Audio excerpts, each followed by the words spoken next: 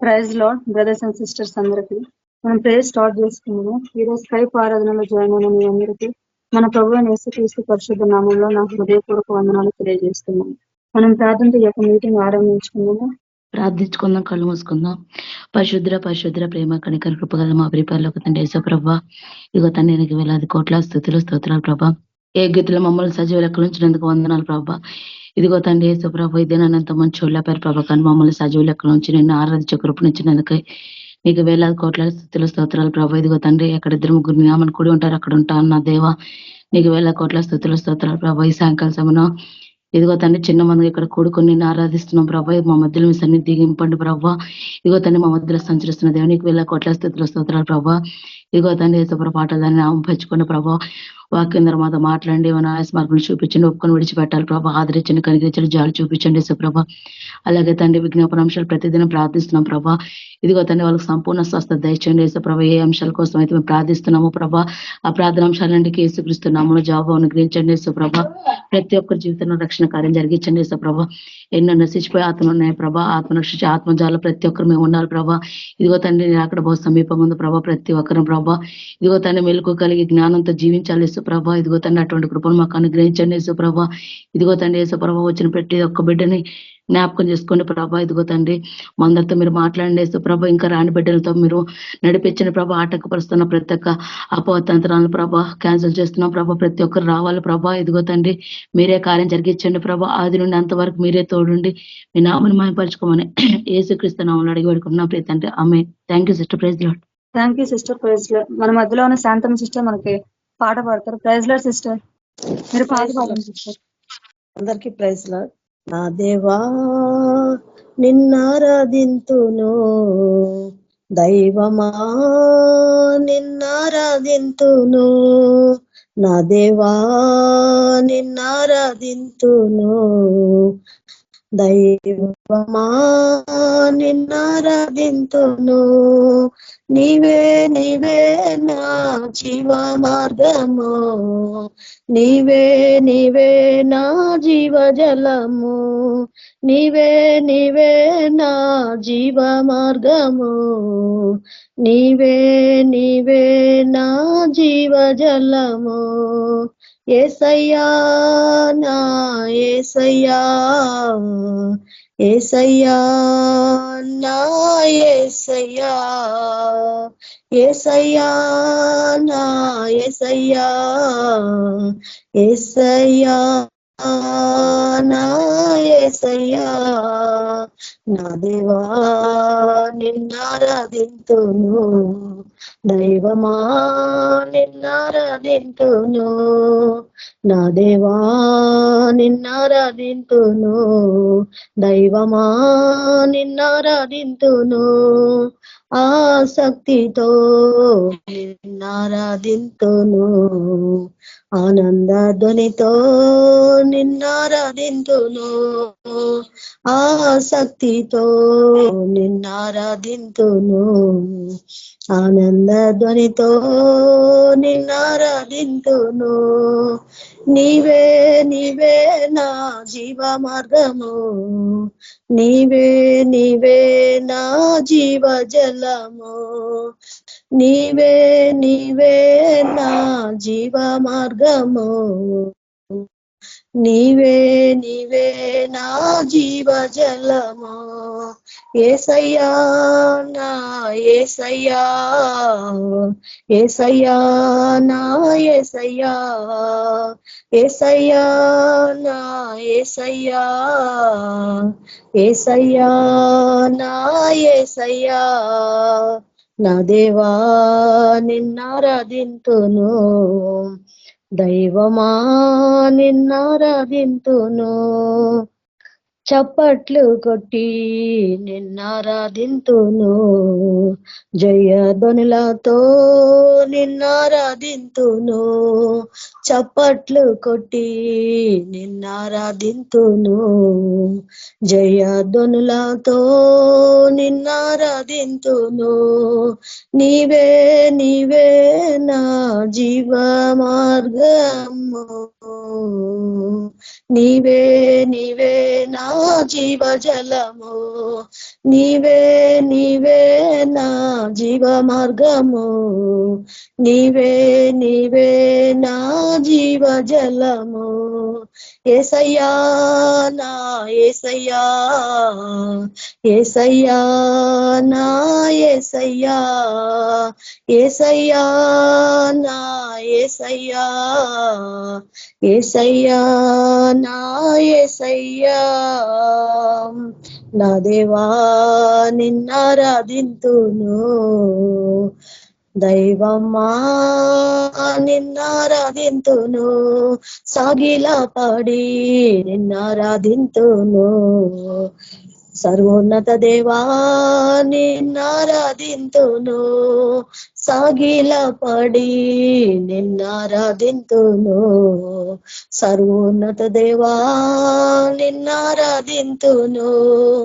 నీవే నీవే నా జీవ మార్గము, నీవే నీవే నా జీవ జలము, నీవే నీవే నా జీవ మార్గము, నీవే నీవే నా జీవ జలము. యేసయ్యా నా యేసయ్యా, యేసయ్యా నా యేసయ్యా. నా దేవా నిన్నారాధింతును, దైవమా నిన్నారాధింతును. నా దేవా నిన్నారాధింతును, దైవమా నిన్నారాధింతును. నా శైల్యమా నిన్నారాధింతును, మహోన్నత దేవా నిన్నారాధింతును. నా శైల్యమా నిన్నారాధింతును, మహోన్నత దేవా నిన్నారాధింతును. నీవే నీవే నా జీవ మార్గము, నీవే నీవే నా జీవ జలము, నీవే నీవే నా జీవ మార్గము, నీవే నీవే నా జీవ జలము. యేసయ్యా నా యేసయ్యా, యేసయ్యా నా యేసయ్యా, యేసయ్యా నా యేసయ్యా, యేసయ్యా నా యేసయ్యా. నా దేవా నిన్నారాధింతును, దైవమా నిన్నారాధింతును. నా దేవా నిన్నారాధింతును, దైవమా నిన్నారాధింతును. Hallelujah. Praise the Lord sister. Praise Lord sister. Thank you sister. మన మధ్యలోని స్వప్న సిస్టర్ మనకు వాక్యాన్ని అందిస్తారు. ప్రైజ్ లార్డ్ అక్క. Praise Lord sister. అందరికి ప్రైజ్ లార్డ్. మీరు వాక్యంలోకి నడిపించండి అక్క. ప్రార్థన చేసుకున్నాము.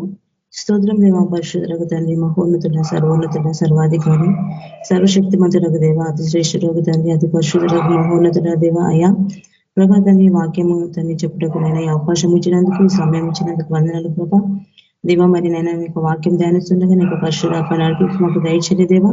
అయ్యా ప్రభా, వాక్యమును సత్యమంతా గ్రహించుటకునైనా ప్రభా మీకు జ్ఞాన వివేకం మాకు దయచేయమని వేడుకుంటున్నాను తండ్రి. ప్రభానికే స్తోత్రము చెల్లించుకుంటున్నాను తండ్రి. ప్రభా వచ్చి మమ్మల్ని అందరినీ ఆశీర్వదించే ప్రభా యేసుక్రీస్తు పరిశుద్ధ నామంలో ప్రార్థిస్తున్నాను తండ్రి. ఆమేన్. హెబ్రీయులకు రాసిన పత్రిక 9వ అధ్యాయం చూసుకున్నాం ఈరోజు. వాక్యాంశం ఏంటంటే మన ప్రభు అయిన దేవుడు, పరలోకమందున దేవుడు యేసు ప్రభు ఈ లోకానికి ఎందుకు వచ్చిండు, ఆయన ఎందుకు మరణించి తిరిగి లేచిండు అనేది వాక్యాంశం ఈరోజు ధ్యానించుకుంటాం. ఆయన కొత్త నిబంధన అని చెప్పుట చేత మొదటిది పాతదిగా చేసి ఉన్నాడు.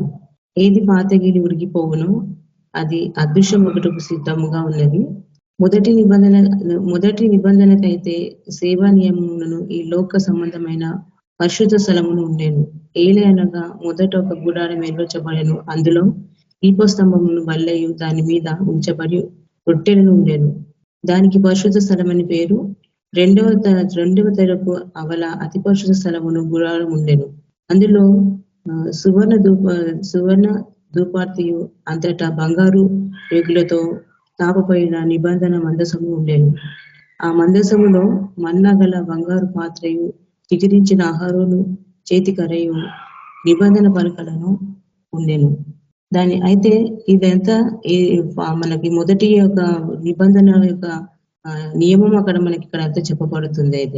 అయితే మొదటి నిబంధన నియమం ఎట్లుందంటే ఇక్కడ మనకు చెప్పబడుతుంది ఏంటంటే కదా, ఇది ఎట్లా అంటే ఈ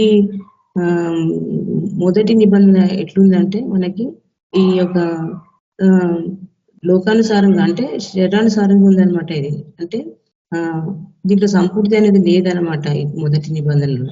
అందుకే దేవుడి ఇక్కడ మనకు బయలుపరుస్తుంది ఏంటంటే ఆయన ఆ మొదటి నిబంధనలో ఆయన మోషకి ఆయన ఒకటి ఇచ్చిన ఇక మొత్తం ఇక ఆగిన ఇదంతా ఇక్కడ ఏముందంటే ఇది లోక సంబంధమైన పరిశుద్ధ స్థలమును ఉండేను. అయితే ఇది లోక స్థలమైన పరిశుద్ధ స్థలము లోక సంబంధమైనది ఇక్కడ ఉన్నది, కానీ అసలైన పరిశుద్ధ స్థలం ఇక్కడ లేదనమాట.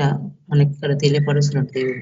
అయితే ఇవన్నీ ఇక్కడ ఏమంటున్నట్టు 6వ వచనం మనం 7వ వచనంలో చూసుకుంటే ఇవి ఇలాగూ ఏర్పరచబడినప్పుడు యాజకులు సేవ చేయొచ్చు నిత్యము ఈ మొదటి గుడారంలోనికి వెళ్ళుదురు, కానీ సంవత్సరానికి ఒక్కసారి మాత్రమే ప్రధాన యాజకుడు ఒక్కరే రక్తము చేత పట్టుకొని 2వ గుడారంలోకి ప్రవేశించును. ఆ రక్తము తన కొరకు ప్రజల అజ్ఞాంతరం కొరకును అతడు అర్పించును. దీనిని బట్టి మొదటి గుడారం ఇంకా నిలిచుచుండగా అతి పరిశుద్ధ స్థలంలో ప్రవేశించే మార్గము బయలుపరచలేదని పరిశుద్ధాత్మ తెలియజేయుచున్నాడు. అయితే ఈ మొదటి నిబంధనలు ఇవన్నీ చేసిరు, కానీ అతి పరిశుద్ధ స్థలంలో ప్రవేశించే మార్గం ఇంకా అప్పటికి బయలుపరచబడలేదు అని పరిశుద్ధాత్మ తెలియజేయుచున్నాడంట మనకి. అయితే చూడండి, అయితే మొదటి యొక్క నియమం ఎట్లున్నదంటే కదా, అక్కడ మనము చూస్తే రాత్రి ఒక పలకలు నిబంధన మందసము ఇవన్నీ అక్కడ ఉన్నాయి, కానీ అక్కడ ఏం చెప్తున్నట్టే దేవుడు కదా, అక్కడ అతి పరిశుద్ధ స్థలం అంట తెలియపరచబడలేదు అంట ఆ టైంలో. అయితే ఆ గుడారం అంట ప్రస్తుత కాలమునకు ఉపమానముగా ఉన్నది. ఈ ఉపమానమును బట్టి మనసాక్షి విషయంలో అంట ఆరాధకునికంట సంపూర్ణ సిద్ధి లేదంట. చూడండి, అవన్నీ అక్కడ ఆ టైంలో మోషే కాలంలో అవన్నీ చేసినప్పుడు అప్పుడు అంటే ఎట్లుందంట, మనసాక్షి విషయంలో అంట ఆరాధకునికి సంపూర్ణ సిద్ధి కలగచ్చేయలేదంట. అది అర్పణములు ఆ బలులను అర్పింపబడుచున్నవి ఇవి దిద్దుబాటు జరుపు కాలం వచ్చే వరకు విధింపబడి అన్నపానములతోనూ నానా విధమైన ప్రక్షాళనలతోనూ సంబంధించిన శరీరాచారములు మాత్రమే ఉన్నవి. అయితే చూడండి, ఈ పాత నిబంధనలో ఇక దిద్దుబాటు కాలం వచ్చేంత వరకే దేవుడు పెట్టిండు, కానీ తర్వాత ఎట్లుందంటే ఇక బలులను ఈ అర్పణలు అంట ఇవంట దిద్దుబాటు కాలం వచ్చే వరకు విధించబడింది అంట. అవి ఎట్లున్నాయి అంటే అన్నపానములతో ప్రక్షాళనలతోనూ అంటే శరీర సంబంధమైన మాత్రమే ఉన్నాయంట ఆ టైంలో ఇవి. అయితే చూడండి, అయితే క్రీస్తు రాబోచున్న మేలుల విషయమై ప్రధాన యాజకుడుగా వచ్చి తానే నిత్యమైన విమోచన సంపాదించి హస్తకృతము కానిది అనగా ఈ సృష్టి సంబంధము కానిదియు మరి ఘనమైనదియు పరిపూర్ణమైనదియునైన గుడారము ద్వారా మేకల యొక్కయు కోడలి యొక్క రక్తంతో కాక తన స్వరక్తంతో ఒక్కసారి పరిశుద్ధ స్థలంలో ప్రవేశించెను. అయితే చూడండి, అవన్నీ కూడా పరిశుద్ధ స్థలం మనకి ఇవ్వలేకపోయింది, కానీ మన ప్రభు అయిన దేవుడు కదా, యేసు ప్రభు కాక అయితే క్రీస్తు అంట రాబోచిన మేలు విషయమే అంట. ఆయన ఎట్లున్నాడంటే ఆయన ప్రధాన యాజకుడిగా వచ్చిందంట. ప్రధాన యాజకునిగా వచ్చి తానే నిత్యమైన విమోచన సంపాదించిందంట కదా. హస్తకృతము కానిది అనగా ఈ సృష్టి సంబంధం కానిది మనకంట దేవుడు ఘనమైన పరిపూర్ణమైనది అయిన గుడారం ద్వారా దేవుడు అంట తన స్వరక్తముతో ఒక్కసారి పరిశుద్ధ స్థలంలో ప్రవేశించను కదా. అయితే మన ప్రభు కదా ఆ మొదటి నిబంధనలో పరిశుద్ధ స్థలంలో ఎవరు ప్రవేశించలేకపోయారు, కానీ మన ప్రభు వచ్చి ఒక్కసారి అంట పరిశుద్ధ స్థలంలో ఆయన తన స్వరక్తంతో ప్రవేశించిందంట అని చెప్తున్నాడు ఇక్కడ. అయితే ఏలే మేకల యొక్క ఎడ్ల యొక్క రక్తం అంట మైలపడిన వారి మీద ఆవు దూడ బూడిదే చల్లుటై శరీరశుద్ధి కలుగున్నట్లు వాటిని పరిశుద్ధపరచబడిన ఎడల నిత్యుడకు ఆత్మ ద్వారా తాను దేవునికి నిర్దోషులుగా అర్పించుకొనిన క్రీస్తు యొక్క రక్తము నిర్జ్యోతులను విడిచి జీవము గల దేవుని సేవించుటకు మీ మనసాక్షిని ఎంతో ఎక్కువగా శుద్ధి చేయును. అయితే చూడండి ఇక్కడ ఏమంటుందంటే ఏడైనాగనంట మేకల యొక్క రక్తం అంట మైలపడిన వారి మీదనంట అది శుద్ధి శరీర శుద్ధి కలుగుతున్నట్లు వాటిని పరిశుద్ధపరిచినడలా కదా. అది శరీర శుద్ధి చేసింది కానీ లోపల ఆత్మ హృదయం శుద్ధి చేయలేకపోయింది ఆ యొక్క బలుల అర్పణలు. కానీ యేసుప్రభు రక్తం ఏం చేస్తుందంటే మనను కదా మన ఆత్మని మన లోపల మన హృదయాన్ని శుద్ధిపరుస్తుంది దేవుని యొక్క రక్తం, యేసుప్రభు రక్తం. అయితే ఇక్కడ ఏమంటుందంటే వారిని పరిశుద్ధపరిచినడలా నిత్యులకు ఆత్మ ద్వారా తాను దేవునికి నిర్దోషిగా అర్పించుకున్న క్రీస్తు యొక్క రక్తం అంట. ఇట్లా ఆత్మ ద్వారా కదా దేవుడు అంట ఆత్మ ద్వారా నిర్దోషంగా అర్పించుకున్న క్రీస్తు యొక్క రక్తము నిర్జీవకులను వేచి జీవము గల దేవుని సేవించుటకు మీ మనసాక్షిని ఎంతో ఎక్కువగా శుద్ధి చేయను. చూడండి కదా యేసుప్రభు రక్తమే శుద్ధి చేయగలిగింది కానీ ఏ కోడెల దూడల రక్తం ద్వారా శుద్ధి కలగలేదన్నమాట ఎప్పుడు.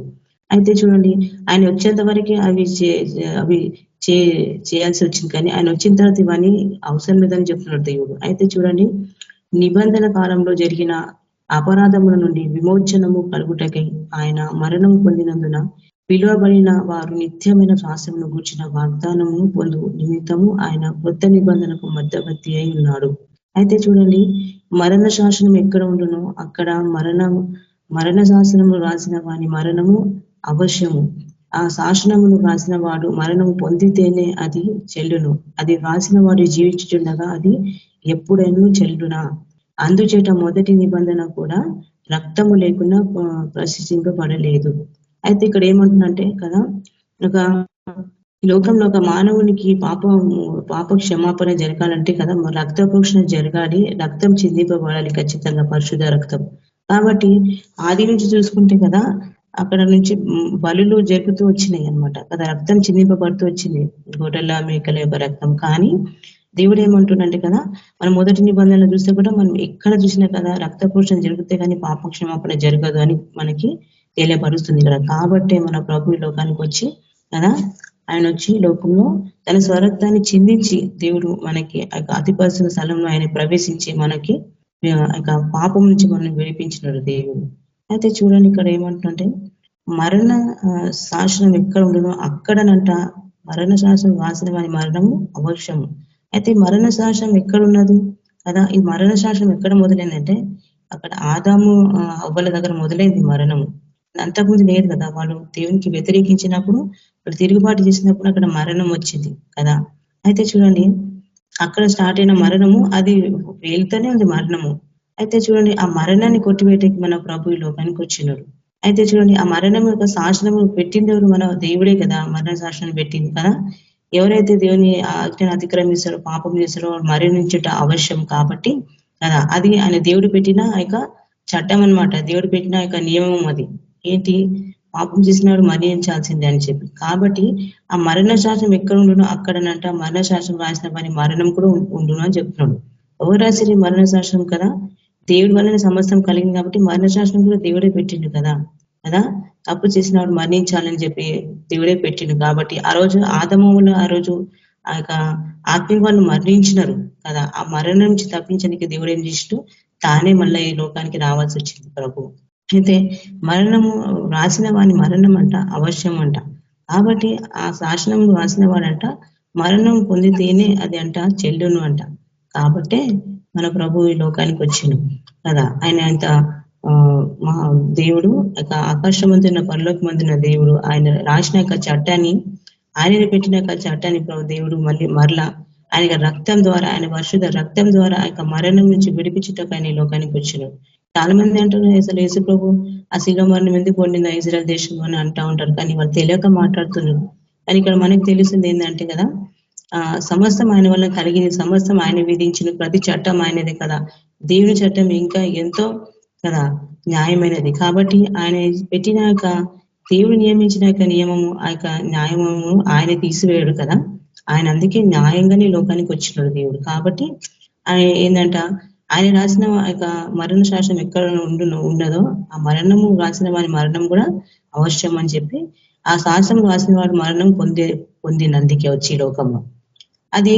అయితే చూడండి జీవించున్న ఈ రాసిన వాడు జీవించున్నది అది ఎప్పుడు చెల్లదంట. కాబట్టి అందుచేత మొదటి నిబంధనకు రక్తము లేకుండా పరిశీలింపబడలేదు. అట్లాగనే ధర్మశాస్త్రం ప్రకారము మోషే ప్రతి ఆజ్ఞను ప్రజలతో చెప్పిన తర్వాత ఆయన నీళ్లలోను రక్తవర్ణము గల గొర్రె బొచ్చుతోను హిస్సోపుతోను కోడల యొక్క మేకల యొక్క రక్తమును తీసుకొని దేవుడు మీ కొరకు విధించిన నిబంధన అని చెప్పి రక్తం ఇదే అని చెప్పుచు గ్రంథముల మీదను ప్రజలందరి మీదను ప్రోక్షించాను. అయితే ఇక్కడ మనకి ఏం తెలుస్తుందంటే దేవుడు విధించిన ఇక నిబంధనను కదా రక్తంతో ఇది చేయబడ్డదనమాట. ఈ నిబంధన అప్పుడు కదా మొదటి నిబంధనకు రక్తంతో చేయబడ్డ నిబంధన. అయితే అది సంపూర్తి కాలేదనమాట ఆ నిబంధన. అయితే అందుకే దేవుడు ఈ లోకానికి రావాల్సి వచ్చింది.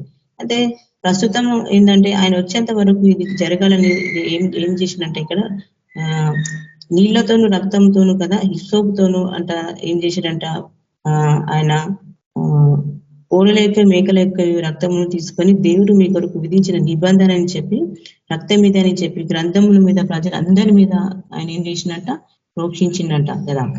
ప్రోక్షించినప్పుడు అదే విధంగా గుడారం మీదను సేవ పాత్రలు అన్నిటి మీదను ఆ రక్తమును ప్రోక్షించాను. మరియు ధర్మశాస్త్ర ప్రకారం సమస్త వస్తువులను రక్తము చేత శుద్ధి చేయబడినవి. రక్తం చిందింపబడకుండా పాప క్షమాపణ కలగదని సామాన్యంగా చెప్పుచున్నాము. అయితే ఈ లోకంలో అందరికీ తెలియదు ఏంటంటే కదా మోక్షము అంటే మనకి పాప క్షమాపణ జరగాలంటే ఖచ్చితంగా రక్తం ప్రోక్షింపబడాలి. అయితే రక్త ప్రోక్షణ జరగాలి కాబట్టి అందరూ రక్తం కిందికి రావాలి. అయితే ఇది తెలియక చాలా మంది రకరకాలుగా ఏదేదో వాళ్ళు ఆచారాలు చేసుకుంటూ జీవిస్తున్నారు. అయితే దేవుడు మనకి ఇక్కడ ఏం తెలియపరుస్తున్నట్టే అయితే ఎట్లయితే మొదటి నిబంధన రక్తం లేకుండా ఉన్నదో రెండో నిబంధనలు కూడా కదా రెండవది కూడా దేవుడు ఏమని చెప్తున్నట్టే అయితే పరలోకమందున వాటిని పోలిన వస్తువులను ఇట్టి బలుల వలన శుద్ధి చేయబడవలసి ఉండేది. కానీ పరలోక సంబంధమైనవి వీటికంటే శ్రేష్టమైన బలుల వలన శుద్ధి చేయబడవలసి ఉండేను. అందువలన నిజమైన పరిశుద్ధ స్థలమును పోలి హస్తకృతమైన పరిశుద్ధ స్థలములో క్రీస్తు ప్రవేశింపలేదు. కానీ ఇప్పుడు మన కొరకు దేవుని సముఖమందు కనబడుటకు పరలోకమందే ప్రవేశించెను. చూడండి అయితే ఇక్కడ ఏం చెప్తుందంటే పరలోకమందు వాటిని పోలిన వస్తువులను ఇట్టి బలులంట వలనంట శుద్ధి చేయబడవలసి ఉండేనంట. పరలోక సంబంధమైనవి అంటే ఇక్కడ మనకి సృష్టిలో మొత్తం కనపడుతుందంటే ఏంటి మొత్తము ఛాయ నీడ. కాబట్టి అసలైనది ఎక్కడ ఉందంటే పరలోక సంబంధమైనది కదా ప్రభులో ఉన్నది, యేసు ప్రభులో. అయితే అందుకే చెప్తున్నాడు ఇక్కడ ఏంటంటే ఇవి అంట పరలోక వాటిని పోలిన వస్తువులు అంట ఇట్టి బలుల వలన శుద్ధి చేయవలసి ఉండేను. కానీ పరలోక సంబంధమైనది కదా అయితే పరలోక సంబంధమైనవి వీటికంటే శ్రేష్టమైన బలులను శుద్ధి చేయబడవలసి ఉండేను. కాబట్టి అందువల్లనే నిజమైన పరిశుద్ధ స్థలమును పోలి హస్తకృతములు కానివంట కదా. అవన్నీ అప్పుడు మొదటి గ్రంథం అన్ని హస్తకృతంలోనే ఉండేది. కానీ ఇప్పుడు ఇది ఆత్మ చేత చేయబడి దేవుని రక్తం చేత కదా. అయితే పరిశుద్ధ స్థలము క్రీస్తు ప్రవేశింపలేదు కదా. ఆ మొదటి నిబంధన చేతితో చేయబడ్డ దాంతో అక్కడ దేవుడు అంట కదా ప్రవేశింపలేదంట. కానీ ఆయన ఎట్లా ప్రవేశించిందంట కదా మన కొరకు దేవుని సముఖమందు డైరెక్ట్ గా దేవుని సముఖమందు కనబోట పరలోకమందే ప్రవేశించినంట ప్రభు.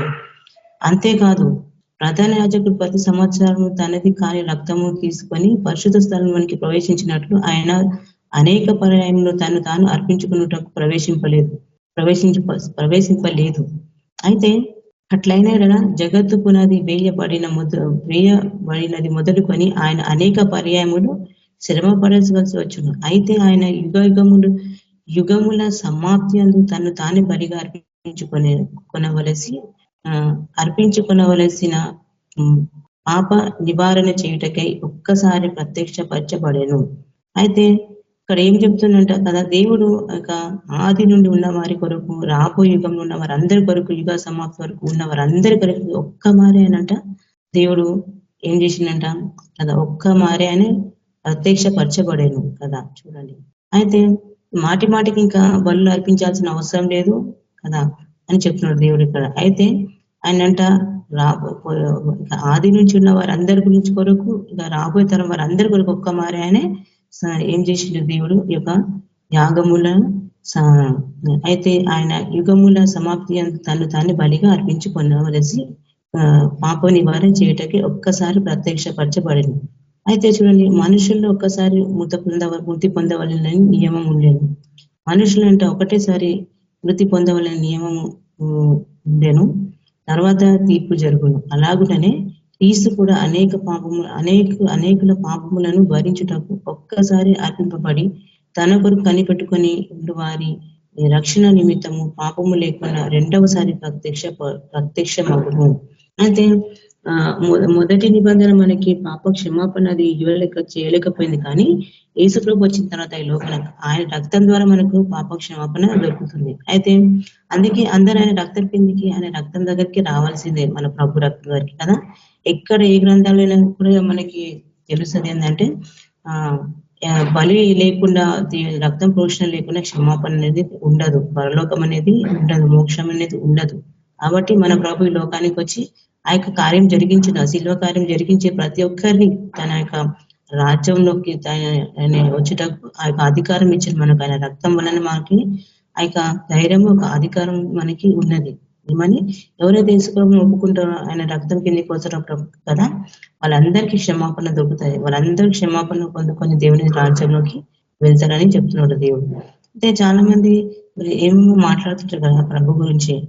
ఆయన కేవలం అక్కడ ఇజ్రాయల్ దేశంలోనే వారి కొరికి చనిపోయాను అక్కడ అని అంటుంటారు, కానీ ఇక్కడ ఏమనింది, ఆయన సర్వమానవాళి కొరకు కదా, అనేకుల కొరకు ఆయన ఈ లోకానికి వచ్చిండు, అనేకుల కొరకు ఆయన ఈ లోకానికి వచ్చి తన ప్రాణాన్ని పెట్టిన దేవుడు. కాబట్టి ఆయన ఈ లోకానికి వచ్చి తన ప్రాణాన్ని పెట్టింది. ఎందుకంటే ఆయన విధించినది ఆయనను వచ్చి ఏం చేసినట్టే తీసేసి ఆయన మరణం ద్వారా తీసేసి కదా, ఆ యొక్క మరణంని ఆయన ముళ్ళు విడిచేసింది దేవుడు కదా. అందరికీ నిత్య జీవం ఉండటానికి లోకానికి వచ్చింది మన ప్రభు కదా. ఆయనకు ఎందుకు దేవుడు సిలువలో మరణం పొందిందంటే ఆయన ఉత్తగానే రాలేదు, ఉత్తగానే చేయలేదు కదా. ఆయన పెట్టిన నియమము, ఆయన పెట్టిన యొక్క రూల్ అనమాట ఈ లోకంలో, ఇది సృష్టిలో కదా. సమస్తమైన ద్వారా చేయబడ్డది కాబట్టి ఆయననే రావాల్సి వచ్చింది. ఇంకొక మారు ఏమంటున్నాడు ఇక్కడ దేవుడు కదా, ఆయన ఎట్లొచ్చిందంటే ఆయన న్యాయబద్ధంగానే వచ్చింది లోకానికి. అంటే ఆదమ చేసిన పాపానికి ఆయన ఇష్టానుసారంగా దేవుడు రావచ్చు కదా, కానీ దేవుడు అట్లా రాలేదు. ఆయన ఒక రూలు, ఒక ఒక నియమ ప్రకారంగా, ఒక న్యాయంగా దేవుడు ఈ లోకానికి వచ్చింది కదా. అయితే చూడండి, మన 10వ అధ్యాయంలో చూసుకుంటే, ధర్మశాస్త్రము రాబోచిన మేలులో ఒక ఛాయగల దియే కానీ ఆ వస్తువులు నిజ స్వరూపం గలది కాదు కనుక ఆ యాజకులు ఏటేటా ఎడతెగకుండా అర్పించుట ఒక్కటే విధమైన బలులు వాటిని తెచ్చు వారికి ఎన్నడూ సంపూర్ణ స్థితి కలుగజేయనేరవు. అలాగూ చేయదగిన ఎడల సేవించి వారు ఒక్కసారి శుద్ధిపరచబడిన తర్వాత వారి మనసాక్షి పాపజ్ఞాప్తికని ఉండదు కనుక వాటిని అర్పించుట మానుదురు కదా. అయితే ఆ బలులను అర్పించుట చేత ఏటేట పాపములు జ్ఞాపకంలోకి వచ్చుచున్నవి. ఎలానగా ఎడ్ల యొక్క మేకల యొక్క రక్తము పాపములను తీసివేయట అసాధ్యము. కాబట్టి ఆయన ఈ లోకమందు ప్రవేశించినప్పుడు ఇలాగూ చెప్పుచున్నాడు కదా, బలి అర్పణను నీవు కోరలేదు కానీ నాకు ఒక శరీరం అమర్చితివి కదా, పూర్ణ హోమములను పాప పరిహార బలులను నీకు ఇష్టమైనవి కావు. అప్పుడు నేను గ్రంథపు చుట్టలో నన్ను గుర్చి వ్రాయబడిన ప్రకారం దేవాన్ని చిత్తం నెరవేర్చడం ఇదిగో నేను వచ్చి ఉన్నానంటే. అయితే ఇక్కడ ఏమని చెప్తుందంటే, వీళ్ళు ఏటేటా బలి అర్పించారు కానీ వాళ్ళకి ఏంటంటే, వాళ్ళ మనస్సాక్షికి ఏమైందంటే పాప క్షమాపణ జరగలేదనమాట. అంటే ఏమంటున్నారు ఇక్కడ, అయితే ఆ బలులు అర్పించుట చేత ఏటేటా పాపం జ్ఞాపకం వచ్చుచున్నదంట అట్లా ఊహుకే. కానీ మన ప్రభు రక్తాన్ని మనం ఆశ్రయిస్తే కదా, ఒకసారి మన ప్రభుత్వ మన తప్పులు మన పాపం అంతా ఒప్పుకుంటే అది మనకి గుర్తుకు రాదు. మన ప్రభు ఆ పాపం అంతా మన దగ్గర నుంచి తీసేసి ఎన్నటికీ జ్ఞాపకం చేసుకోనని కూడా ఇంకొక దగ్గర చెప్పిండు దేవుడు. కానీ ఇలా బలులు అర్పించే వారికంట వీళ్ళకి ఏటేటా వాళ్ళ పాపం అంతా జ్ఞాపకం వస్తూ ఉంటుందంట. కానీ మన ప్రభు దగ్గర ఒప్పుకొని మనము విడిచిపెట్టి ఆయన రక్తాన్ని ఆశ్రయిస్తే కదా, మనకి అది గుర్తుకు రాదు, ఎన్నటికీ కూడా తీసివేసేస్తాడు మన దేవుడు పాపం అంతా కూడా. అయితే ఏమంటుంది కదా, దేవుడు ఈ లోకానికి రావాల్సింది వచ్చింది కాబట్టి ఆయనకి ఇప్పుడు శరీరము కావాల్సి వచ్చింది దేవునికి కదా. ఎందుకంటే ఆయన న్యాయబద్ధంగా ఈ లోకానికి వచ్చిండు. ఎట్లా, ఆయన కూడా ఒక శరీరాన్ని అమర్చుకొని వచ్చింది ఈ లోకానికి కదా. ఎందుకంటే ఆయన పెట్టిన రూల్స్ ని ఆయన తీసివేయడు కదా దేవుడు. వాక్యానికి విరుద్ధంగా ఆయన ఏది చేయడు, ఆయన స్వభావానికి విరుద్ధంగా దేవుడు ఏది చేయడు. కాబట్టి ఆయన శరీరధారి రక్త మాంసం గలవాడే కదా, శరీరం అమర్చుకొని రావాల్సి వచ్చింది మన ప్రభు కూడా ఈ లోకానికి కదా. దేవుడు ఆయన నరుడు కాదు కదా, ఆయన ఆత్మ కదా, ఆయన పరిశుద్ధాత్మ. కానీ ఆయన కూడా దేవునికి ఏమైందంటే తప్పలేదు. ఏంటంటే ఆయన శరీరం అమర్చుకొని రావాల్సి వచ్చింది ఈ లోకానికి కదా.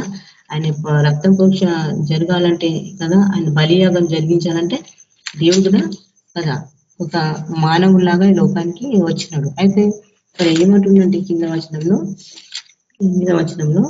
బలులను, అర్పణలను, పూర్ణ హోమములను, పాప పరిహార బలులను నీవు కోరలేదనియు, అవి నీకు ఇష్టమైనవి కావనియు పైన చెప్పిన తర్వాత ఆయన నీ చిత్తము నెరవేర్చుటకు ఇదిగో నేను వచ్చి ఉన్నానని చెప్పుచున్నాడు. అయితే చూడండి, దేవుడు అక్కడ ఆయన పెట్టింది ఆయన నెరవేర్చుటకు లోకానికి వచ్చినాడు కదా. అయితే చూడండి, ఇవన్నీ ధర్మశాస్త్రం చొప్పునట్ట అర్పింపబడుచున్నవి. అయితే ఆ రెండవ దానిని స్థిరపరచుటకు మొదటి దానిని కొట్టివేయుచున్నాడు. యేసుక్రీస్తు యొక్క శరీరము ఒక్కసారియే అర్పింపబడుట చేత ఆ చిత్తమును బట్టి మనము పరిశుద్ధపరచబడి ఉన్నాము.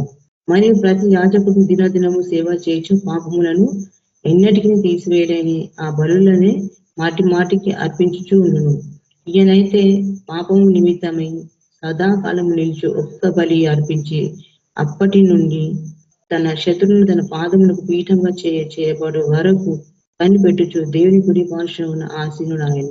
అయితే ఇక్కడ ఏం చెప్తున్నట్టే ఇక్కడ చూడండి మళ్ళా మన ప్రభు. అయితే నీవు బలులను, పూర్ణ హోమములను నువ్వు కోరలేదు, అయితే అవి నీకు ఇష్టమైనవి కావని పైన చెప్పిన తర్వాత ఆయన అంటే ఏం చేస్తూ చెప్తున్నాడు, నీ చిత్తము నెరవేర్చుటకు ఇదిగో నేను వచ్చి ఉన్నానని చెప్పుచున్నాడు. ఇవి ధర్మశాస్త్రం చొప్పున అర్పింపబడుచున్నవి. అయితే చూడండి, ఎట్లయితే ఆదిలో దేవుడు మొదటి నిబంధనలు ఆ యొక్క ధర్మశాస్త్రం ప్రకారం దేవుడు ఎట్లయితే జరిగించిందో, అట్లాగే రెండవ నిబంధన కూడా ధర్మశాస్త్రం ప్రకారం దేవుడు ఈ లోకానికి వచ్చి తన యొక్క బలియాగాన్ని జరిగించిన దేవుడు కదా. అక్కడ ఎట్లయితే రక్తం ప్రోక్షింపబడ్డదో ఇక్కడ కూడా ఆయన రక్తం ఏం చేసినట్టే దేవుడు అక్కడ చిందించినాడు. అయితే చూడండి ఏమంటుందంటే, దేవుని చిత్తానుసారంగా జరుగుటకే ఇదంతా జరిగిందని చెప్తున్నాడు దేవుడు. చూడండి, ఈ చిత్తానుసారం నెరవేర్చుటకు ఇదిగో నేను వచ్చి ఉన్నానని చెప్పుచున్నాడు. ఇవన్నీ ధర్మశాస్త్రం చొప్పున అర్పింపబడుచున్నవి. చూడండి కదా, ఆయన రాబోయే దినాల ఆయన రాబోయే దినాల ఆయన వస్తున్నాడు కాబట్టి ఆయన బలియాగం జరిగించవలసింది ఉంది. కాబట్టి దేవుడు ముందుగానే ఏం చేసిందంటే ఈ యొక్క నియమమును పెట్టినమాట. మొదటి నిబంధన నియమాలను పెట్టి దేవుడు కదా, దాన్ని బట్టి చూస్తే మనకి దేవుని యొక్క రెండవ నిబంధన మనకి అర్థమవుతుంది కదా. దేవుని మొదటి నిబంధన చూస్తే మనకి దేవుని యొక్క రెండవ నిబంధన అర్థమవుతుంది కదా. దేవుడు ఏమన్నాడు కదా, ఆయన చిందించవలసిన రక్తం గురించి, శరీరం గురించి దేవుడు మనకి ఎన్ని మార్లు జ్ఞాపకం చేసింది. ఏమని కదా, మొదటి నిబంధనలో ఇది నేను మీ కొరకు చిందించవలసిన రక్తం, మీ కొరకు విరవబడుతున్న శరీరం అని దేవుడు జ్ఞాపకం చేసింది కదా. సేమ్ అట్లాగే కదా మొదటి నిబంధనలో కూడా ఇవన్నీ జరిగినాయి కాబట్టి. కానీ అవి జరిగినాయి, కానీ అవి ఎట్లున్నాయంటే ఈ యొక్క శరీరానుసారంగా ప్రకృతికరంగా ఉండే కానీ యేసుప్రభు వచ్చిన తర్వాత ఇదంతా ఆత్మానుసారంగా జరిగింది అనమాట కదా. అయితే నూతన నిబంధన దేవుడు ఏం చేసినట్టు మొత్తం ఆత్మానుసారంగా మార్చేసిందని చెప్తున్నాడు దేవుడు. అయితే ఇప్పుడు అవన్నీ అక్కడ మొదటి నిబంధన మనకి అక్కర్లేదు, ఆ ఆచారాలు అవన్నీ చెప్తున్నాడు. కాబట్టి ఎవరైనా కానీ యేసుప్రభు రక్తం కిందకి రావాల్సిందే ఇంకా కదా. చాలా మంది అంటారు ఇజ్రాయల్స్ కూడా యేసుప్రభుని ఒప్పుకోవాలి, ఆయన రక్తం కిందకి వస్తేనే వాళ్ళకు కూడా పాపక్షేమం ఒప్పుకోవాలి, లేకుంటే పాపక్షేమపడ అనేది ఎవ్వరికి ఎక్కడ దొరకదు అని ఇక్కడ మనకి తెలియబరుస్తుంది అన్నమాట వాక్యం. అయితే ఇంకా ఏం చెప్తున్నట్టే దేవుడి ఇక్కడ, అయితే ఆ చిత్తమును బట్టి మనం పరిశుద్ధపరచబడి ఉన్నామంట కదా. ఏ చిత్తమును బట్టి కదా, నీ చిత్తం నెరవేర్చుటకు ఇదిగో నేను వచ్చి ఉన్నానని చెప్పినాడు దేవుడు కదా. ఆ చిత్తం ప్రకారం ఆ చిత్తాన్ని బట్టి మనమంతా పరిశుద్ధపరచబడి ఉన్నామంట కదా. దేవుని చిత్తాన్ని బట్టి మనమంతా పరిశుద్ధపరచబడి ఉన్నాం. అయితే మరియు ఇక్కడ ఏమంటుందంటే మనము 16 వచనంలో కింద వచనంలో, ఆ దినమైన తర్వాత నేను వారితో చేయబో నిబంధన ఇదే, నా ధర్మ విధులను వారి హృదయములందు వారి మనస్సు మీద వాటిని వాయుదును అని చెప్పిన తర్వాత వారి పాపములను వారి అక్రమములను ఇకను నేను ఎన్నటికీ జ్ఞాపకం చేసుకొనని ప్రభు చెప్పుచున్నాడు. ఇది ఎప్పుడు కదా. ఎవరైతే యేసుప్రభు దగ్గరికి వస్తారో ఆయన ఒప్పుకుంటారో కదా, ఆయన రక్తాన్ని ఆశ్రయించిన వారికి మాత్రమే కదా వారి అక్రమముల వల్ల పాపములను ఇక్కను నేను ఎన్నటికీ జ్ఞాపకము చేసుకోనని ప్రభువు చెప్పుచున్నాడు అని చెప్తున్నాడు దేవుడు కదా. అయితే వీటి క్షమాపణ ఎక్కడ కలుగునో అక్కడంట పాప పరిహార బలి ఇకను ఎన్నడూ ఉండదు. అయితే ఇక్కడ ఏం చెప్తుందంటే, ఇంకా సహోదరులారా, యేసు మన కొరకు ప్రతిష్ఠించిన మార్పున అనగా నూతనమైనదియు జీవము గలదియు ఆయన శరీరమును ఆయన తెర ద్వారా ఏర్పరచబడినదియునైన మార్గమున ఆయన రక్తము వలన పరిశుద్ధ స్థలమునందు ప్రవేశించుటకు మనకు ధైర్యము కలిగి ఉన్నది. కనుక దేవుని ఇంటి పైన మనకు గొప్ప యాజకుడు ఉన్నాడు. కనుక మనసాక్షికి కల్మషము తోచకున్నట్లు ప్రోక్షింపబడిన హృదయములు గలవారమును నిర్మలమైన ఉదకముతో స్నానము చేసిన శరీరములు గలవారముని ఉండి విశ్వాస విషయములో సంపూర్ణ నిశ్చయత కలిగి యథార్థమైన హృదయంతోనూ మనము దేవుని సన్నిధానము చేరుదాము. వాగ్దానము చేసిన వాడు నమ్మదగిన వాడు కనుక మన నిరీక్షణ విషయమే మనము ఒప్పుకొనినది నిత్యంగా పట్టుకుందాము కదా. అయితే ఇక్కడ ఏం చెప్తుందంటే, మరి ఆయన రక్తం వలనంట ఆయన రక్తము వలన పరిశుద్ధ స్థలమునందు ప్రవేశించుటకు మనకు ధైర్యం కలిగినదంట కదా. చూడండి, అయితే మన ప్రభు ఈ లోకానికి వచ్చి మన కొరకు ఇక శ్రమపడి ఆయన ప్రాణం పెట్టి రక్తం చిందించిన చూడండి మన ప్రభు మన కొరకు. ఆ రక్తాన్ని బట్టి అంట మనకంట మహా ధైర్యం కలిగి ఉన్నదంట మనకు కదా. ఎందుకంటే రక్తం వల్లనే పాపం క్షమాపణ ఉంది కాబట్టి కదా, మన ప్రభు చిందించిన రక్తం వలనంట మనకు ధైర్యం కలిగి ఉన్నదంట. ఎందుకంటే మన ప్రభు ఎంతో నమ్మదగిన వాడు కనుక కదా. ఆయన దగ్గర మనం ఒప్పుకుంటే మన ప్రతి పాపమును క్షమించే దేవుడు కదా. ఆయన రక్తం మనకు కడిగి మనం పరిశుద్ధంగా చేస్తాడు దేవుడు కదా. పరిశుద్ధంగా చేయబడిన వాడు ఆయన నిత్య రాజ్యానికి వారసుడు అనే కుమారుడు ఉన్నారు కదా. అయితే చూడండి, ఎందుకు నేను ఈరోజు ఈ వాక్యం దేవుడు నాకు బయలుపరుచున్నాను చెప్పమని అంటే కదా, చాలా మంది కదా దేవుని యొక్క రక్తానికి ఆయన పెట్టిన యొక్క శిల మరణానికి వ్యతిరేకంగా మాట్లాడుతూ ఉంటారు చాలా వరకు. అందుకొరకు ఈరోజు ఈ వాక్యం నేను చెప్తున్నాను. ఎందుకంటే ఎక్కడైనా కానీ కదా రక్త పోషణ జరగకుండా పాపం క్షమాపణ లేదు కనుక కదా, మన ప్రభు దగ్గరే మనకి పాపం క్షమాపణ. ఎందుకంటే మానవుల కొరకు రక్తం చిందించింది యేసు ప్రభు మాత్రమే. చనిపోయి తిరిగి లేచింది మన ప్రభు మాత్రమే కాబట్టి, యేసు ప్రభు మాత్రమే కాబట్టి ఆయన దగ్గరికి వస్తేనే పాపం క్షమాపణ. ఆయన దగ్గరికి వస్తే సమస్త పాపములకి క్షమాపణ కాబట్టి, లేకపోతే ఎక్కడ కూడా పాప క్షమాపణ అనేది లేదు కదా. మరణ శాసనం రాసిన వాడు దేవుడే, దాన్ని తీసివేసేసిన వాడు కూడా మన ప్రభువే కాబట్టి కదా. సృష్టికర్త ఆయననే కదా, అని నియమించిన వాడు ఆయననే కదా, చట్టం పెట్టిన దేవుడు ఆయననే కాబట్టి దాన్ని తీసివేయటకు వచ్చిన ప్రభు కూడా ఆయననే, మన ప్రభువు యేసుక్రీస్తు కాబట్టి ఆయన దగ్గరికి రావాల్సిందని రోజు మనకు దేవుడు ఇక్కడ మాట్లాడుతున్నాడు. అయితే చూడండి ఇంకేమంటుండంటే 24వ వచనంలో, కొందరు మానుకొనుచున్నట్లుగా సమాజము కూడుట మానక ఒకరినొకడు హెచ్చరించుచు ఆ దినము సమీపించుట మీరు చూచిన పోలాది మరి ఎక్కువగా అలాగూ చేయుచు ప్రేమ చూపుటకును సత్కార్యములు చేయుటకును ఒకరినొకడు పురిగొల్పవలేనని ఆలోచిస్తాము కదా. అయితే మనకి ఏంటంటే మన ప్రభు కదా, ఆయన బలియాగం ద్వారా మనకి కదా దేవుడు మన అందరినీ ఒకటి చేసిండు దేవుడు ఆయన బలియాగం ద్వారా కదా. ఆయన ఎంతో ప్రేమ కదా, మనుషులను ఎంతగానో ప్రేమించిండు కాబట్టి కదా ఆయన వచ్చి ఒక శిలమరణం పొందిండు దేవుడు ఈ లోకంలో వచ్చి. కాబట్టి దేవుడు అంటుండు కదా, మనం కూడా అంత ఒకరి పట్ల ఒకరి ప్రేమ కలిగి ఉందాము కదా, సత్కార్యములు చేయటకు ఒకరినొకరంట పురిగొల్పవలేనని చెప్తున్నాడు దేవుడు కదా. ఆయన ఎంతో ప్రేమ ఉంటే కానీ మనుషులను మానవులను ఎంతగానో ప్రేమించిన కాబట్టి మానవులాగా ఈ లోకానికి వచ్చింది కదా దేవుడు మన కొరకు. అయితే చూడండి, మనల్ని అంతగా ప్రేమించిన దేవుడు కదా మన దగ్గర ఏం కోరుకుంటుంటే మనం కూడా ఒకరినొకరిని ప్రేమించుకోవాలని కోరుకుంటున్నాడు మన దగ్గర కదా. ఎందుకంటే కదా ప్రేమ అంటే ఏం చేస్తుందంట కదా, ప్రతి దాన్ని దేవుడు ఏం చేస్తుందంటే ప్రేమ కప్పిపుచ్చుతుంది అనమాట. అంటే అంతగా ప్రేమలో అంత శక్తి ఉన్నది, అంత బలం ఉన్నది. కాబట్టి దేవుడు అంటుండు అది ఒకరినొకరు మనం ప్రేమించుకోవాలి అంటున్నాడు. ఇంకేమంటే మనం సత్యమును గూర్చి అనుభవ జ్ఞానం పొందిన తర్వాత బుద్ధిపూర్వక పాపం చేసిన ఎడల సత్యం గురించి అన్ని అనుభవ జ్ఞానంగా మనం అన్ని తెలిసిన తర్వాత కూడా బుద్ధిపూర్వక పాపం చేసిన ఎడల వానికంట ఇక ఏముంటదంట చేసిన ఎడల పాపమునకు బలి ఇక ఉండదు. కానీ న్యాయపు తీర్పునకు భయముతో ఎదురు చూచుటయు విరోధులను దహింపో తక్షణమైన అగ్నియు నీకను ఉండును. అయితే ఇదంతా తెలిసిన తర్వాత కూడా కదా కొంతమంది సత్యాన్ని ఒప్పుకోరు కదా. ప్రభు ఈ లోకానికి వచ్చి దేవుడే సృష్టికర్తని లోకానికి వచ్చి తన ప్రాణాన్ని పెట్టి బలియాగం జరిగించి రక్తం చిందించి అందరినీ రక్షించడానికి వచ్చినని తెలిసి కూడా వాళ్ళు చూడండి కదా అనుభవంలోకి వచ్చిన తర్వాత కూడా బుద్ధిపూర్వక పాపం చేసిన ఎడల కదా తెలియక చేసినప్పుడు ఒకప్పుడు అది జరిగింది, అది అయిపోయింది కదా. దేవుని దగ్గర ఒప్పుకున్నా విడిచిపెట్టినా అంతే కదా. మళ్ళీ దాని జోలికి పోకుండా జాగ్రత్త ఉండాలి. అయితే తెలిసి కూడా సత్యం తెలిసి కూడా కదా అనుభవ జ్ఞానం పొంది కూడా మళ్ళా బుద్ధిపూర్వకంగా పాపం చేసిన ఎడల వాటికి ఇంకా ఏమంటున్నాడు దేవుడు కదా, పాప బలి ఇంకా వానికి మళ్ళా ఉండదన్నమాట కదా.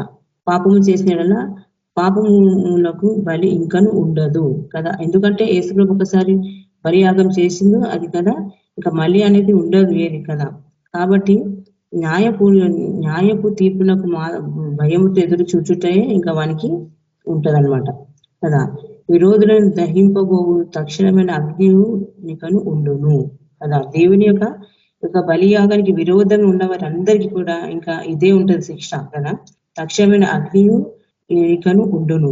ఎవడైనాను మోషే ధర్మశాస్త్రం నిరాకరించిన 2-3 సాక్షుల మాట మీద కనికరింపబడును, వాని చంపించుదురు.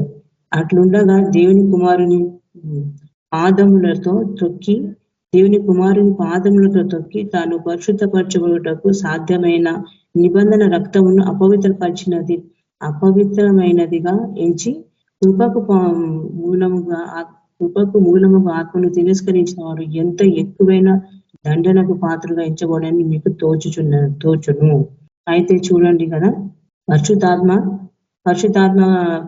పరిశుద్ధపరచబడుటకు సాధ్యమైన నిబంధన రక్తమును ఎవడైతే నిర్లక్ష్యం చేస్తాడో అపవిత్రమైనదిగా ఎంచి కృపకు మూలంగా ఆత్మను తిరస్కరించి వాడు ఉంటాడో ఇంకా వానికి ఇంకెంత భయంకరమైన ప్రతిఫలం వానికి ఉంటుందో చూడండి అని చెప్తున్నాడు ఇక్కడ వాక్యంలో మనకి కదా. అయితే మోషే ధర్మశాస్త్రం నిరాకరించిన 2-3 సాక్షుల ద్వారా వానికి మరణము వారిని చంపాలని ఒక మరణ శాసనం ఉంటే, మోషే చెప్పిన ధర్మశాస్త్రం నిరాకరించినందుకే 2-3 సాక్షుల ద్వారా ఆ విధంగా ఉంటే, అయితే ఆత్మను తిరస్కరించిన వానికి ఇంకెంత ఎక్కువ దండన ఉంటుందో చూడండి, ఆలోచించండి అని చెప్తున్నాను ఇక్కడ వాక్యం. అయితే ఎంత జాగ్రత్తగా ఉండాలి చూడండి, మన ప్రభు మనకు బయలుపరుస్తున్నాడు ఇక్కడ కదా. అయితే చూడండి కదా, ఆత్మను తిరస్కరించి ఎంత ఎక్కువ అంటే దేవుని యొక్క రక్తమును పరిశుద్ధపరచబడిన సాధ్యమైన నిబంధన రక్తమును అంటే నిబంధన రక్తమును నిర్లక్ష్యం చేసిన వాడు కదా, ఆయన ఆత్మ నిర్లక్ష్యం చేసిన వానికి భయంకరమైన ప్రతిదండన ఖచ్చితంగా ఉంటుందని చెప్తున్నాడు దేవుడు. అయితే ఇక్కడ కింద వచ్చిన ఏం చెప్తున్నాడు, ప్రభు తన ప్రజలకు తీర్పు తీర్చును అని చెప్పిన వారిని ఎరుగుతాము కదా, జీవము గల దేవుని చేతిలో పడట భయంకరము అని చెప్తున్నాడు దేవుడు. చూడండి కదా. అయితే ఎవరి చేత పడినా నీకు అంత ఏం లేదు, కానీ చాలా మంది సైతానికి భయపడతా ఉంటాడు. సైతాన్ దానికి భయపడతా ఉంటాడు. అసలు భయపడాల్సింది దేవునికి, సైతానికి కాదని ఇక్కడ చెప్తున్నాను నేను. దుష్టునికి భయపడతా ఉంటాడు అందడు, వాడు ఏదో చేస్తాడు ఏదో చేస్తాడు. కానీ అసలైన భయపడాల్సింది ఎవరికంటే మన ప్రభుకు భయపడాలి కదా. ఈ నిబంధన విధించిన దేవునికి భయపడాలి కదా. అయితే ఆయన మహా భయంకరుడు అని ఇక్కడ చెప్తున్నాడు. ఆయన దేవుని చేతిలో పడుటనే భయంకరం అంటున్నాడు కదా. అయితే ఎప్పుడు నువ్వు భయంకరంగా ఉంటావు దేవుని చేతిలో, ఆయన యొక్క రక్తానికి నువ్వు వ్యతిరేకంగా ఉంటేనే కదా నీకు కదా. నువ్వు ఆయన రక్తాన్ని ఆశ్రయించి కదా, జీవం గల దేవుని నువ్వు ఆశ్రయించితే ఇదంతా నీకు ఉండదు కదా, భయము భయంకరము కదా. అయితే అందుకే అంటున్నాడు కదా, దేవుని చేతిలో పడితేనంట ఎట్లుంటది, తప్పు చేసిన దేవుని చేతిలో పడితే మాత్రం చాలా భయంకరంగా ఉంటుంది అని పరిస్థితి అని చెప్తున్నాను ఇక్కడ. కాబట్టి కదా భయముతో దేవుని మనం వెంబడించాలి కదా, ఆయన రక్తాన్ని ఆశ్రయించి కదా మనము క్షమాపణ పొందుకోవాలి కదా. ఈ లోకానికంతా మన ప్రభు ఒక రక్తం ద్వారా క్షమాపణ ఉందని మనము తెలియపరచాలన్నమాట లోకానికంతా. ఎందుకంటే చాలా మంది కదా ఎక్కడెక్కడ పరిగెత్తున్నాడు కదా, ఏమని మాకు ఎక్కడ మోక్షం దొరుకుతుందా, ఎక్కడ మాకు దొరుకుతుందా అని చెప్పి. కానీ ఈ సత్యం తెలిసి కూడా చాలా మంది ఏం చేస్తున్నారంటే వాళ్ళకి గుడ్డితనం కలిగి దేవుని వ్యతిరేకిస్తా ఉన్నారు. కాబట్టి మనం ఏం చేయాలంటే కదా, ఈ యొక్క దేవుడు ఎందుకు ఈ లోకానికి వచ్చిందనేది మనము ఇది ఖచ్చితంగా మనము ప్రకటించాలని చెప్పి కదా. ఈరోజు నాకు చెప్పడానికి కూడా ఇది నాకు రాలేదు, కానీ ఇంకా దేవుడు నాకు చూపించిందని చెప్పి నేను ప్రయాసపడి నేర్చుకొని ఈ వాక్యంలోకి నేను వచ్చినాను చెప్పడానికి. అయితే ఏమంటుండంటే కదా, మనము అందుకే మనం కదా ఇతరులకు చెప్పాలి అందరికీ ఏమని అంటే కదా, రక్త ప్రోషణ లేకుండా పాపం క్షమాపణ ఉండదు. కాబట్టి ఖచ్చితంగా మీరు కదా ఎవరైతే రక్తం చిందించారో ఆయన దగ్గరికి మీరు రావాలి అని చెప్పాలి అన్నమాట కదా. అయితే రక్తం చిందించినట్టు మన ప్రభు ఒక్కడే మాత్రము, ఆయన తప్ప ఎవ్వరు లేరు కాబట్టి కదా అందరి ఆయన దగ్గరికి తీసుకురావాలని చెప్పి ఈరోజు దేవుడు మాట్లాడుతున్నాడు మనకి. అయితే ఇంకా చిన్న వాక్యం మనం చూసుకున్నాము. దేవుడు తాను ఏమన్నాడు, గంధపు చుట్టలో ఉన్నట్టు నేను వచ్చినాను లోకానికి అని అన్నాడు కదా, ఈ భూమి మీదకి కదా. పరిశుద్ధుడైన మహాదేవుడు కదా, పరలోకమందున్న ఆకాశమందున్న దేవుడు కదా, భూమి మీదకి మానవునిగా తను ఈ లోకానికి వచ్చినప్పుడు కదా దేవుడు. అయితే ఆయన అప్పగించబడిన రాత్రి ఆయన ప్రార్థనలు గడిపిన ఆ నైట్ అంతా కదా. ఆ నైట్ అంతా ఆయన ప్రార్థన గడుపుతున్నప్పుడు అక్కడ ఏమైందంటే, దేవుడు తండ్రితో ప్రార్థిస్తున్నాడు. ఏమని, తండ్రి సాధ్యమైతే గిన్నె నా యుద్ధం నుంచి తొలగించు అని అన్నాడు. దాని తర్వాత 3 సార్లు ప్రార్థించి ఏమన్నాడంటే, తండ్రి మరి ఇదే నీ చిత్తం అయితే నీ చిత్తమే జరుగును కాక అని మళ్ళీ కదా దేవుడు అక్కడ ప్రార్థన చేసిండు అనమాట కదా. అక్కడ ఏమన్నాడంటే, ఆత్మ సిద్ధమే కానీ శరీరమే బలహీనంగా ఉంటుంది, ఆత్మ సిద్ధంగా ఉంది అని అంటున్నాడు దేవుడు అక్కడ కదా. అయితే చూడండి, ఆ మాట దేవుడు అక్కడ ఎందుకు అన్నాడు కదా, శరీరం ఎప్పుడు బలహీనంగా ఉంటుంది, ఆత్మ సిద్ధంగానే ఉంటది కదా. దేవుడు వచ్చిన కార్యం చేయడానికి ఈ లోకానికి. కాబట్టి అక్కడ ఏమైందంటే, ఆత్మకి శరీరానికి యుద్ధం జరుగుతుంది అక్కడ కూడా కదా. మనకు కూడా ఈ లోకంలో మన ఆత్మకి శరీరానికి యుద్ధం ఉంటది కదా.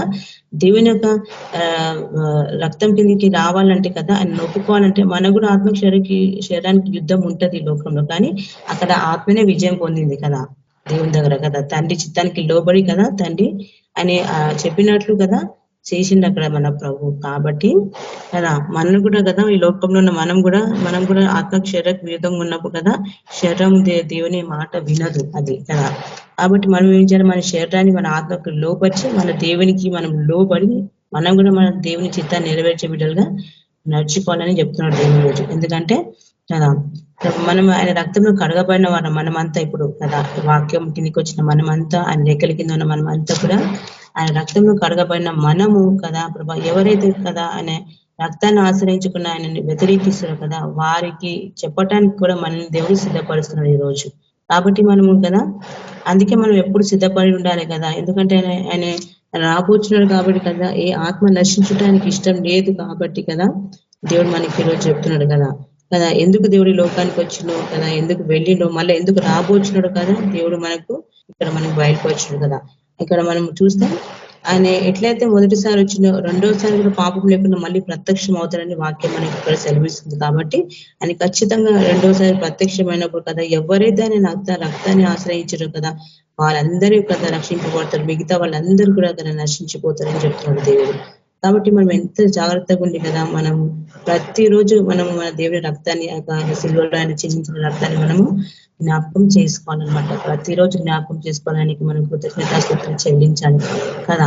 అది అంత గొప్ప దేవుడు మనకు మానవుల్లాగా ఈ లోకానికి వచ్చి మన కొరకు కదా ఎంతగానో ప్రయాసపడ్డాడు, శ్రమ పడ్డాడు. చాలా మంది అంటారు ఆయన దేవుడు కాబట్టి చేయగలిగిండు అని అంటారు, కానీ ఆయన దేవుడే కానీ మానవుల్లాగా కదా వచ్చింది లోకానికి కదా. ఆయన దైవత్వాన్ని పక్కన పెట్టి వచ్చిండు, దైవత్వాన్ని తీసుకొని రాలేదు కదా పక్కన పెట్టి తను వ్యక్తులుగా తీసుకుని లోకానికి వచ్చిండు దేవుడు, మానవునిగా వచ్చి ఆయన జయించిండు కదా, జయించిండు ఆయన కదా సమస్తాన్ని జయించి తిరిగి మళ్ళా సృష్టిని ఆయన తీసుకున్నాడు తన చేతిలోకి. ఎందుకంటే ఆదమ టైంలో దృష్టికి ఇచ్చేసాడు కదా, అతన్ని తిరిగి దేవుడు పొందుకొని మళ్ళా మనకి ఇచ్చిన దేవుడు కదా. చూడండి దేవుడు మనల్ని మనుషులని మానవులను ఎంతగా ప్రేమిస్తున్నాడు కదా. ఆయన తన పోలిక చొప్పున నరులను సృష్టించిండు కాబట్టి ఆయన ఏం చేసిండంటే కదా ఆయన మళ్ళా ఈ లోకానికి రావాల్సి వచ్చిండు మళ్ళా తిరిగి మనకి ఇచ్చిండు ఒక అధికారం దేవుడు కదా.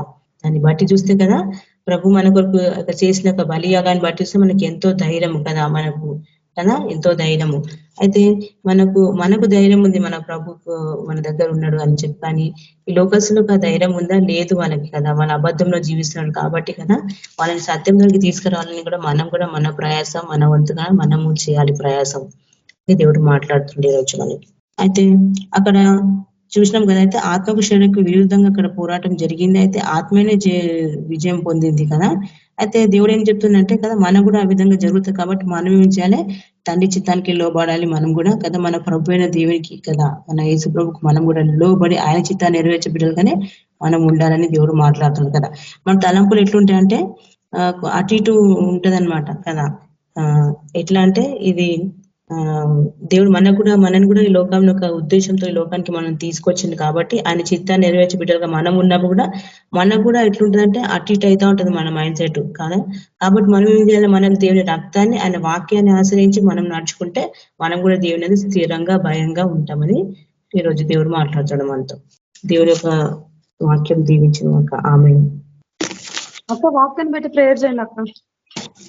స్తోత్రం ప్రభా, పరిశుద్ధాత్మ తండ్రి, సృష్టికర్త, సర్వోన్నతుడ, సర్వశక్తిమంతుడ, అతి శ్రేష్ఠుడగు, అతి పరిశుద్ధుడగు, మహోన్నతుడగు దేవా, ప్రభానికే వందనాలయ రాజ. వాక్యం ద్వారా మాతో మాట్లాడి బలపరిచినందుకు నీకే స్తోత్రాలు ప్రభా తండ్రి దేవా. అయా నీకే వందనాలు ప్రభా తండ్రి. మొదటి నిబంధనలు అయినా తండ్రి ప్రభా మీరు అయా అక్కడ ప్రభా రక్త పోషణ లేకుండా క్షమాపణ లేదని చెప్పారు. కానీ మొదటి నిబంధన తండ్రి ప్రభా మొత్తం తండ్రి నైనా సంపూర్ణ స్థితి కలుగ చేయలేకపోయింది. కానీ ప్రభా నా తండ్రి నాయన యొక్క కొత్త నిబంధనల ప్రభా మీరు వచ్చి తండ్రి ప్రభా మీ యొక్క స్వరక్తాన్ని చిందించి ప్రభా తండ్రి యొక్క పాత నిబంధనలు మీరు సంపూర్తి చేసిన ప్రభా తండ్రి నీకు వందనాలు దేవా తండ్రి. మీ రక్తంలో మాకు క్షమాపణ ఉన్నది దేవా, నీకు వందనాలు ప్రభాయ. మా కొరకు ప్రభా తన యొక్క పరముని విడిచి తండ్రి ప్రభా తన యొక్క దైవత్వాన్ని వదిలి ప్రభా మానవులుగా ఈ లోకానికి వచ్చి ప్రభా మా కొరకు మీరు ఎంతో శ్రమపడి తండ్రి ఈ యొక్క రక్తాన్ని చిందించిన ప్రభా నీకు వందనాలు స్తోత్రాలు ప్రభా తండ్రి. ఏమి ఇచ్చిన ప్రభా మీరు రుణం తీర్చుకోలేము తండ్రి ప్రభా. మా ప్రాణం పెట్టిన తక్కువే దేవా తండ్రి నీకు స్తోత్రం అయ్యానికి వందనాలు ప్రభా. అయ్యా ప్రభా మమ్మల్ని అందరినీ ప్రతిరోజు మమ్మల్ని జ్ఞాపకం చేసుకుని ప్రభా తండ్రి. అయ్యా నా దేవానికి స్తోత్రం తండ్రి రాజా, పరిశుద్ధులకు తండ్రి వందనాలు రాజా తండ్రి ప్రభా. అయా ప్రభా ప్రతిరోజు ప్రభా తండ్రి యొక్క మీ శిల్వ రక్తం గురించి అనేకులకు ప్రకటించాలి ప్రభా తండ్రి. అయా మీరు ఎంతగానో ప్రేమగా వచ్చి ప్రభా మా కొరకునైనా ఒక బలియాగం జరిగించిన అయానికి వందనాలు ప్రభా. దేవానికి స్తోత్రం తండ్రి. అయా మా ప్రతి తప్పిదములను క్షమించండి, మాలో ఇంకా ప్రతి బాధ్యతలు ఉంటే తీసేయండి ప్రభా తండ్రి. మీ ప్రతి వాక్కునకు మీ ప్రతి ఆజ్ఞకి లోబడి నడుచుకునే హృదయ మనసులు మాకు దయచేని ప్రభా తండ్రి. అయా ప్రభానికి స్తోత్రమైన ప్రతిరోజు మేము పరిశుద్ధాత్మలు ఇంటికని ప్రభా తండ్రి. అయా మీ యొక్క సర్వసత్యాన్ని మేము జీవించేలాగిన ప్రభా తండ్రి మాకు తోడని నడిపించిన దేవా తండ్రి. అయా ప్రభా ఈ వాక్యం ఎవరు వింటారు ప్రభా తండ్రి, వాళ్ళకి నన్న తండ్రి ప్రభా మారు మనసు దయచని, రక్షణ దయచని తండ్రి. వాళ్ళు మీ రక్తం కిందకి వచ్చేలాగా సహాయపడండి దేవానికి స్తోత్రం తండ్రి రాజా ప్రభా. ఇచ్చిన అవకాశాన్ని బట్టి వందనాలు ప్రభా. వచ్చిన మమ్మల్ని అందరినీ దీవించండి, ఆశ్రయించి ప్రభా. మీకు జ్ఞానంతో నింపండి, సర్వసత్యంలోకి మమ్మల్ని నడిపించమని తండ్రి. మీరు అక్కడ మమ్మల్ని సిద్ధపరచుకోమని యేసుక్రీస్తు పరిశుద్ధ నామంలో ప్రార్థిస్తున్నాను తండ్రి, ఆమేన్. ప్రైజ్ లార్డ్ అక్క. థ్యాంక్ యూ అక్క. జాన్ బ్రదర్ మీరు ఆశీర్వాదం ఇవ్వండి బ్రదర్. సరే సిస్టర్. పరిశుద్ధ మనందరికీ సదాకాలం తోడైంది గాక. Amen. Thank you brother. Praise lord brothers brothers and sisters అందరికీ ప్రైజ్ లార్డ్. Praise Lord. అందరికీ ప్రైజ్ లార్డ్.